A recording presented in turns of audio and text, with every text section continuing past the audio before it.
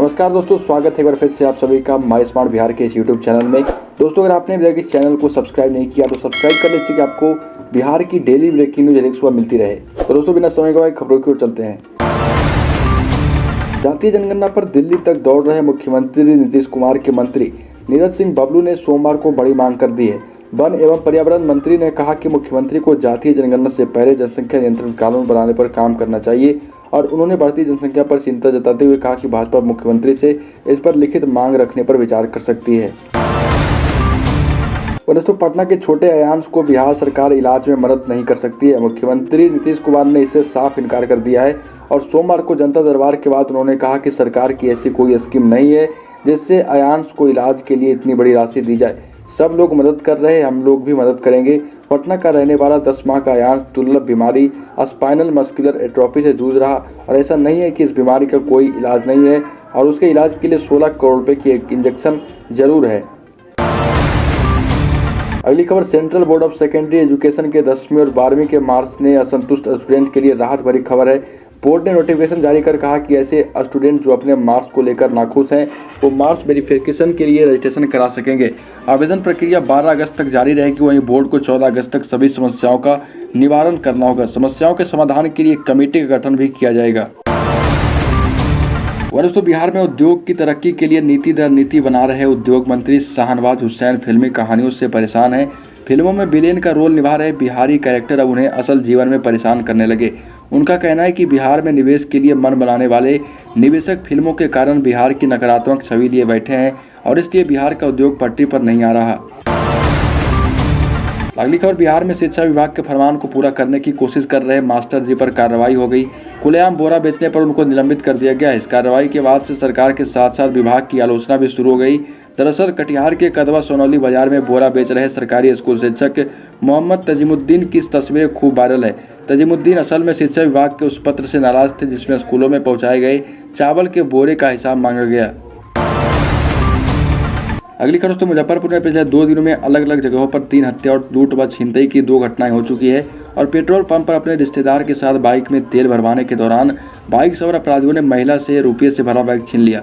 घटना में महिला आंशिक रूप से चोटिल हो गई है। बैग में 2.5 लाख रुपये और 2 मोबाइल रखे थे। तो बिहार में कोरोना के टीका के लिए लंबी कतारें लगनी शुरू हो चुकी है और इस दौरान कई जगह झड़पें भी हो रही है। हाजीपुर के टाउन हॉल में वैक्सीन लेने वाले और आने वाले की भीड़ उमड़ पड़ी। सेंटर पर ना सोशल डिस्टेंसिंग को लेकर कोई इंतजाम किया गया था और ना ही कोई कोरोना गाइडलाइंस का पालन कराने वाला मौजूद था।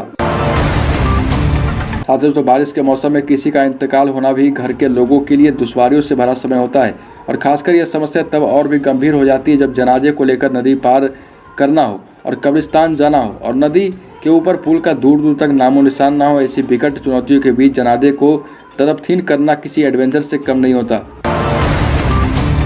तो मुजफ्फरपुर सदर अस्पताल में भर्ती और आने जाने वाले मरीजों व उनके परिजनों के लिए अस्पताल परिसर में दीदी की रसोई की शुरुआत कर दी गई और इसके अलावा अस्पताल में कार्यरत कर्मियों को भी कम दर पर भोजन उपलब्ध कराया जाएगा। पहले अस्पताल में भर्ती मरीजों के परिजनों को खाना खाने के लिए बाजार जाना पड़ता था पर लेकिन दीदी की रसोई खुलने के बाद अब उन्हें बाहर जाने की जरूरत नहीं पड़ेगी। अगली खबर, तो गया जिले के गुरुआ प्रखंड की नगवा पंचायत के टिकरी गांव के एक ही परिवार के 3 मासूमों की दीवार गिरने से मौत हो गई। तीनों बच्चे अपने घर के आंगन में खेल रहे थे, तभी उनके ऊपर मिट्टी की दीवार गिर गई। इस घटना से गांव में मातम छा गया। वहीं गुरुआ के बैजूनाथ मंदिर के पास नदी में नहाने गया एक युवक लापता हो गया है। वो अपने 2 साथियों के साथ नदी में नहाने को गया था। अगली खबर, तो छात्र आरजेडी के प्रदेश अध्यक्ष आकाश की फोटो पर देर रात कालिख पोत दी गई। छात्र राजद की बैठक से पहले पार्टी कार्यालय के मुख्य पोस्टर के ऊपर छात्र राजद ने अपना पोस्टर लगा दिया और उस पोस्टर पर तेजस्वी यादव की फोटो की जगह आकाश की फोटो लगा दी गई थी। इसके बाद उसके फोटो पर कालिख पोत दी गई। दोस्तों, पूर्व मंत्री तेज प्रताप यादव ने पटना के अयांश के लिए धन जुटाने की मुहिम शुरू की है और इसके लिए आरजेडी ऑफिस में एक बॉक्स भी लगाया गया और उन्होंने लोगों से अपील की है कि लोग मदद करें और कहा गया कि सरकार को अयांश के जीवन की रक्षा के लिए इंजेक्शन दिलाने में मदद करनी चाहिए। आपको बता दें कि अयांश को जो इंजेक्शन लगना है उसकी कीमत करीब 16 करोड़ रुपए है।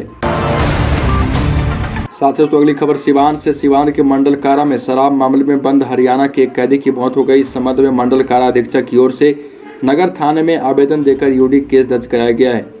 इसके बाद पुलिस मामले की छानबीन में जुटी है। पुलिस के अनुसार टीबी से ग्रसित था और इसके लिए पीएमसीएच रेफर कर दिया गया था। तबीयत में सुधार के बाद फिर से उसे जेल भेज दिया गया था। इसी दौरान 5 अगस्त को अचानक उसकी तबीयत बिगड़ गई, जिसके बाद उसने अस्पताल में दम तोड़ दिया।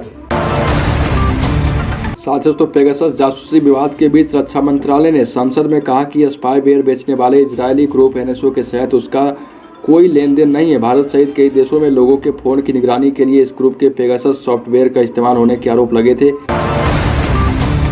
रक्षा राज्य मंत्री अजय भट्ट ने राज्यसभा में एक सवाल का जवाब देते हुए कहा कि मंत्रालय का एनएसओ ग्रुप टेक्नोलॉजी के साथ कोई ट्रांजैक्शन नहीं हुआ है। तो दोस्तों, बिहार की खबरों में अभी के लिए इतना ही। अगर आपने अभी तक इस चैनल को सब्सक्राइब नहीं किया तो सब्सक्राइब कर लें, जिससे कि आपको बिहार की डेली ब्रेकिंग न्यूज़